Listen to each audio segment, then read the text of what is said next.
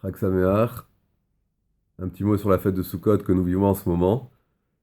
Il y a cette question célèbre demandant pourquoi est-ce que nous fêtons Sukkot à cette période de l'année, alors que si le sens de la mitzvah de Sukkah est de nous rappeler les nuées de gloire, les Ananim qui protégeaient les enfants d'Israël durant leur traversée du désert, il aurait été plus logique de la fêter à l'époque de la sortie d'Égypte, c'est-à-dire en Nissan. Alors la réponse la plus connue, c'est de dire que si on fêtait Sukkot en Nissan, on n'aurait pas de mérite à aller dans la Soukha, puisque cela correspond au début du printemps, au moment où les gens sortent de leur maison. Et donc pour que l'on ait le mérite de la mitzvah de Soukha, d'aller vivre sous la Soukha, il faut que ce soit au début de l'automne, où c'est l'habitude des gens de rentrer chez eux. Mais il y a aussi cette explication du Gaon de Vilna, dont c'est la Iloula aujourd'hui, le jour du décès, cinquième jour de Sukkot, qui dit que, en fait, même historiquement, le 15 Tishri correspond au moment où les nuées sont revenues.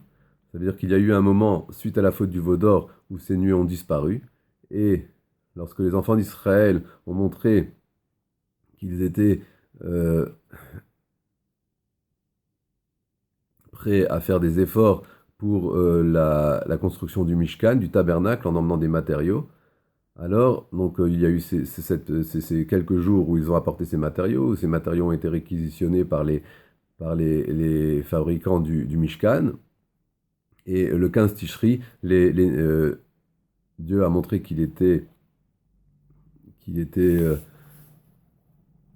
prêt à pardonner complètement la faute, et donc ces nuées sont revenues. Et cela renvoie à un autre midrash à propos de la seconde mitzvah de Sukkot, qui est celle du Lulav, qui dit que,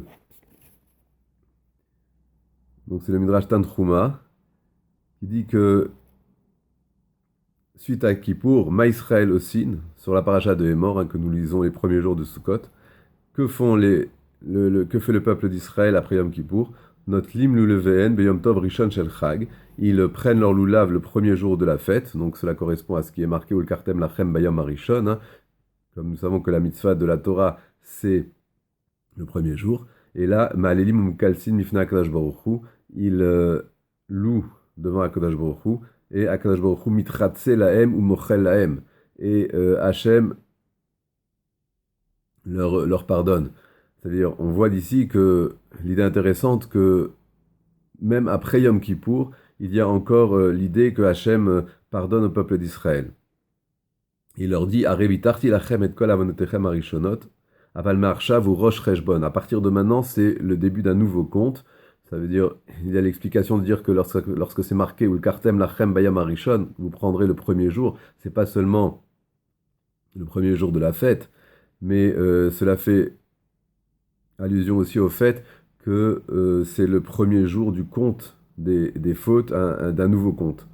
C'est-à-dire que le fait que les Israël soient occupés à ces mitzvot-là durant cette période, cela renvoie à ce qui s'est passé dans le désert où les enfants d'Israël ont été occupés à la construction du Mishkan.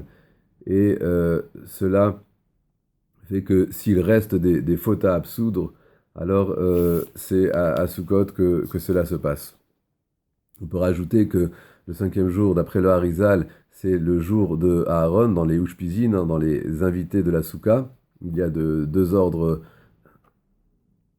un selon l'ordre chronologique, donc Yosef passe avant Moshe et Aaron, et donc là, on serait le jour de Moshe, mais d'après le Harizal, aujourd'hui c'est le jour de Aaron,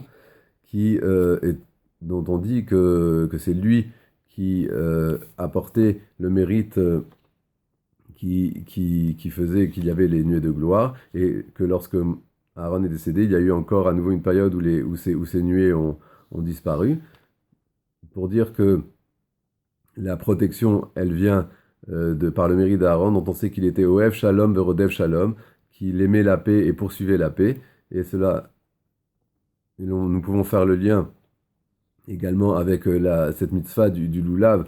Nous savons que la signification du fait que nous rassemblons les 4 sortes de plantes qui correspondent chacun à une catégorie, pour dire que nous devons tous être unis pour avoir ce mérite et que se reproduise ce qui s'est passé à l'époque du désert, où donc la construction du Mishkan a entraîné le pardon complet de la faute du veau d'or et le retour de la présence divine au sein du peuple. Bonne fête.